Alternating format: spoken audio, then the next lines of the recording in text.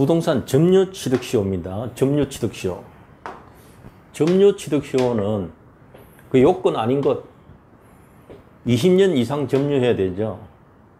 소유의 사니까 자주점유라고요. 평원공인한 점유해야 돼요. 나중에 등기해야 되잖아요. 무과실은 요건이 아니에요. 과실 없을 것은 등기부 시효취득에서 선의무과실이어야 돼요. 선의무과실은 점유시효취득에는 요건이 아니에요. 가장 간단한 문제예요, 사실은. 자, 25번. 부동산 점유취득시효. 옳은 거 찾아라 했습니다. 자기 소유 부동산 될 수 없다, 틀렸다 했죠. 된다 했습니다. 시효 진행 도중에 소유자가 변경됐네요. 그러면 시효 완성자는 시효 완성 당시의 소유자에 대해서 주장할 수 있습니다. 꼭 기억해야 되는 판례입니다. 취득시효 주장하는 자는 시효기간 만료로 즉시 소유권 취득한다, 틀렸죠. 왜 그래요? 등기해야 취득하죠. 등기해야 취득하거든요.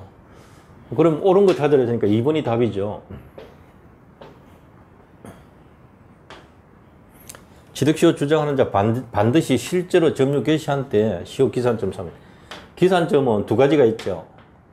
소유자 변동이 없다면 역산하면 되고요. 소유자 변동이 없는 경우가 아니라면은 점유 개시 시점부터 기산해야 된다. 그렇게 두 가지 형태가 있으니까 무조건 반드시 점유 개시 시점을 삼아야 된다. 그건 틀린 말이에요. 주의하셔야 됩니다. 취득시효가 완성되었다 하더라도 등기하지 않고 있는 사이에 제3자가 이전 마치면 그 제3자에 대해서 주장할 수 없다 해야 되죠.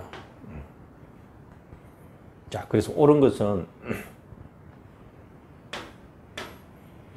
2번이 답이 됩니다.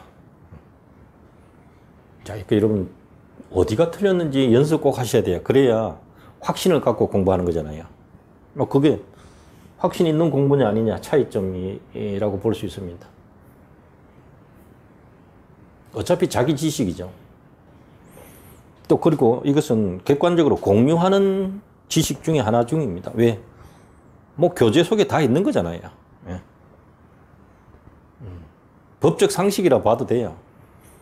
다만 이 정도 들어가면 이제 거의 전문가 수준이죠. 이 정도 판례까지 공부하면요. 상식을 넘어서죠. 그러나 내용상으로는 법을 아는 사람은 어느 정도 다 알고 있는 것들이에요. 그러니까 편안하게 공부하시면 됩니다. 부동산 점유취득시효. 옳지 않은 것. 점유취득시효가 완성이 되었습니다. 20년 지났다는 거죠. 시효기간 중에 수취한 과실은 반환할 필요가 없어요. 자기 거예요. 맞습니다.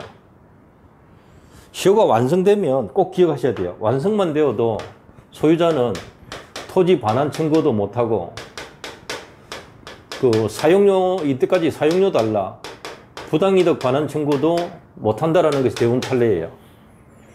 20년 지나버리면 토지 돌려주세요, 사용료 주세요, 다 안 됩니다. 그 사람이 등기하지 않아도 아직. 그거 꼭 기억하셔야 돼요.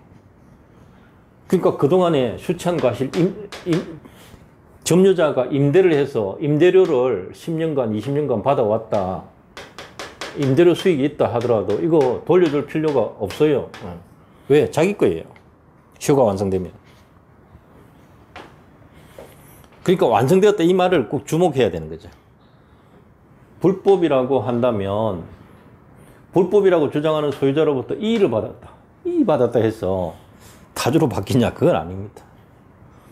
이의 제기받았다 해서 평원공인한 점유가 부정되는 거 아니다. 맞습니다.